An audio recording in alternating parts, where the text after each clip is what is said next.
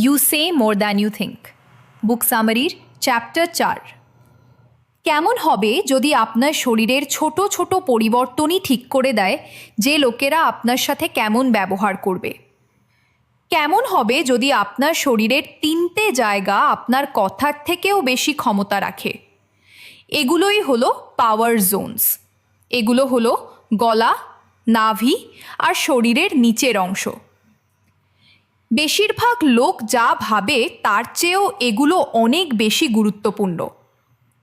এই জোনগুলোর ধারণাটা এসেছে পুরনো দিনের টিকে থাকার অভ্যাস থেকে। আমাদের শরীর সবার আগে দুর্বল জায়গাগুলোকে রক্ষা করে। এই কারণেই যখন লোকেরা অনিশ্চিত বোধ করে তখন তারা তাদের ঘাড়ে হাত দেয়।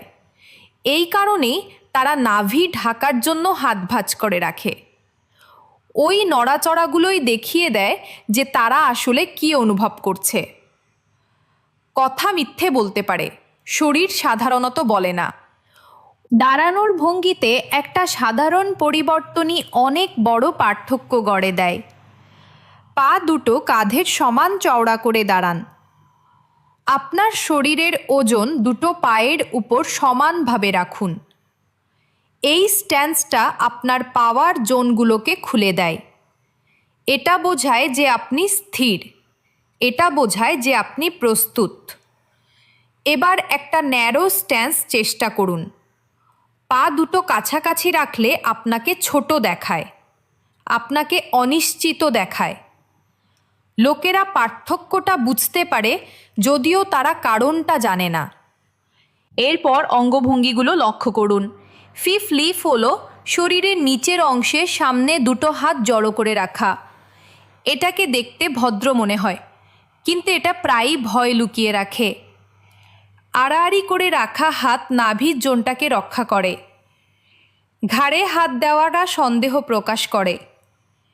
এগুলো হলো ক্লু। এগুলো আপনাকে বলে দেয় কখন কেউ দুর্বল বা অনিশ্চিত বোধ করছে।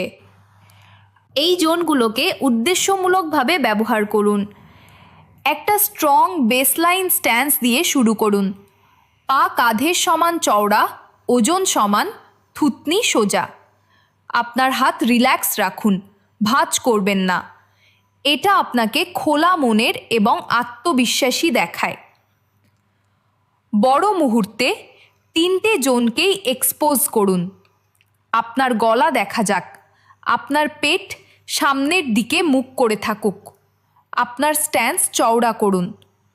লোকেরা আপনাকে আত্মবিশ্বাসী হিসেবেই দেখবে। সংবেদনশীল কথাবার্তার সময় এটাকে একটু কমিয়ে আনুন। আপনার টর্সো বা শরীরের উপরের অংশটা একটু অ্যাঙ্গেল করুন। একটা সফটার স্ট্যান্স ব্যবহার করুন। বড় কোনো ডিফেন্সিভ মুভ করবেন না। ছোটোখাটো প্রোটেকশন অন্য ব্যক্তিকে শান্ত করতে পারে। এটা কথাবার্তাটাকে সুন্দর এবং আসল রাখতে সাহায্য করে। নিরাপদ জায়গায় প্র্যাকটিস করুন।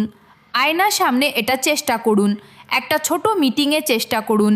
কোনো ক্যাফেতে লোকেদের দেখুন, লক্ষ্য করুন তারা কিভাবে দাঁড়ায়। নিজেকে জিজ্ঞাসা করুন কেন তাদের শক্তিশালী দেখাচ্ছে বা দেখাচ্ছে না। এই মুভগুলো খুবই সহজ। এগুলো কোনো ট্রিক্স নয়, এগুলো হলো টুলস। এগুলো ব্যবহার করুন আরও বেশি নিশ্চিত বোধ করার জন্য। আরও ভালোভাবে কানেক্ট করার জন্য এগুলো ব্যবহার করুন। আপনার স্ট্যান্স পরিবর্তন করুন। ঘরের পরিবেশটাই পাল্টে দিন। লোকেরা আপনাকে যেভাবে দেখে সেটা পাল্টে দিন।